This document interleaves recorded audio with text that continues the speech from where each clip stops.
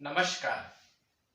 सत्यम Shivam Sundaram GK में आपका फिर से हार्दिक स्वागत है, अभिनंदन है। भारतीय संविधान और राज्य व्यवस्था के टॉपिकों के बारे में हम चर्चा कर रहे थे। आज हम इसी से संबंधित एक बहुत ही महत्वपूर्ण टॉपिक के बारे में चर्चा करेंगे, जिस टॉपिक का नाम है भारत के राष्ट्रीय प्रतीक। भारत के राष्ट्रीय प्रतीकों के टॉपिक के बारे में हम चर्चा करेंगे। लीजिए, सबसे पहले हम शुरू करते हैं। भारतीय जो राष्ट्रीय प्रतीक हैं, उन प्रतीकों में सबसे पहले हम चर्चा करते हैं भारत का राष्ट्रीय चिन्ह।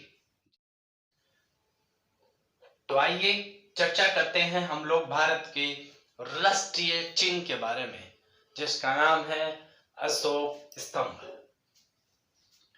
ये जो अशोक स्तंभ है, ये सारनाथ का जो अशोक स्तंभ है, अशोक जो महान राजा अशोक था, मौर्य वंश का राजा अशोक, उसके स्तंभ से लिया गया है अशोक स्तंभ, जो भारत का राष्ट्रीय चिन्ह है। मूल स्तंभ में आप जो देख रहे हैं इस प्रकार से, ये इस स्तंभ में शीर्ष पर 4 सिंह है। आप देख रहे हैं, एक सामने है, 2 साइड में है और एक बिल्कुल जस्ट जो सामने है उसके पीछे की साइड में। चारों दिशाओं में 4 सिंह है और चारों सिंह इनमें एक दूसरे की ओर पीठ किए हुए हैं। ठीक है, जो सिंह हैं, सबसे पहले क्योंकि यह जो अशोक स्तंभ है, इस अशोक स्तंभ में हम प्रत्येक पार्ट के बारे में बात करेंगे कि क्या है। ये सारनाथ से लिया गया है, अशोक स्तंभ से। मूल स्तंभ में 4 सिंह है, मूल स्तंभ में 4 सिंह है। सिंह साहस, शक्ति और निर्भीकता का प्रतीक है। इसमें जो सिंह है वो साहस का, शक्ति का और निर्भीकता का प्रतीक है। ठीक है, अब हम बात करेंगे कि इसमें आप जो देख रहे हैं, इसमें बीच में जो पट्टी है नीचे, उस पट्टी के मध्य में एक धर्म चक्र है। इस प्रकार से आप जो देख रहे हैं, ये धर्म चक्र है और इस चक्र में 24 तीलियां हैं। इस धर्म चक्र में 24 तीलियां हैं। ये 24 तीलियां 24 घंटों के प्रतीक हैं। ये 24 तीलियां हैं, ये 24 घंटों के प्रतीक है। जो दिन में 24 घंटे हैं उनका प्रतीक है ये। 26 जनवरी 1950 को, ये कब जो इसको अपनाया गया, 26 जनवरी 1950 को भारत सरकार ने अशोक स्तंभ को राष्ट्रीय चिन्ह के रूप में अपनाया। अशोक स्तंभ को राष्ट्रीय चिन्ह के रूप में कब अपनाया? 26 जनवरी 1950 को भारत सरकार के द्वारा।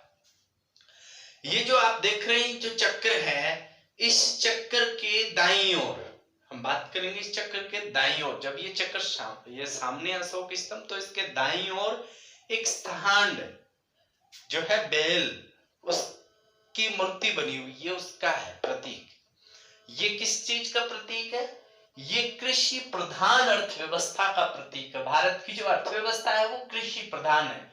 और सबसे पहले हम बात करें, वर्तमान में कृषि जो है वो मशीनों से की जाती है, लेकिन पहले के समय में जो गाय का बछड़ा होता था वो बैल बन जाता था, सांड बन जाता था, उससे हल जोतने का काम करते थे। तो ये कृषि प्रधान अर्थव्यवस्था का प्रतीक है।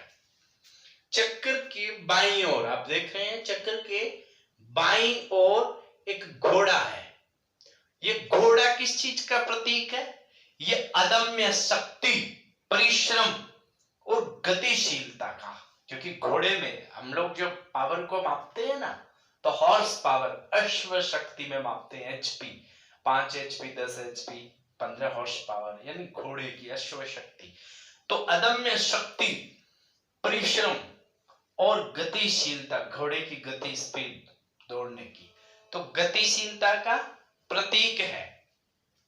ये जो फलक है, पट्टी है, इस पट्टी के नीचे देवनागरी लिपि में सत्यमेव जयते लिखा हुआ है। क्या लिखा हुआ है? सत्यमेव जयते।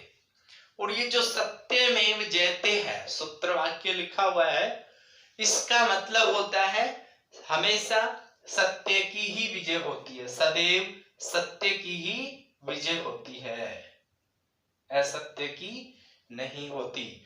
और ये जो सत्यमेव जयते शब्द है, ये सत्यमेव जयते वैदिक साहित्य के अंतर्गत हम पढ़ते हैं तो उसमें उपनिषद आते हैं, ईश, केन, कठ, मुंडक, मांडुक्य, छांगोदय।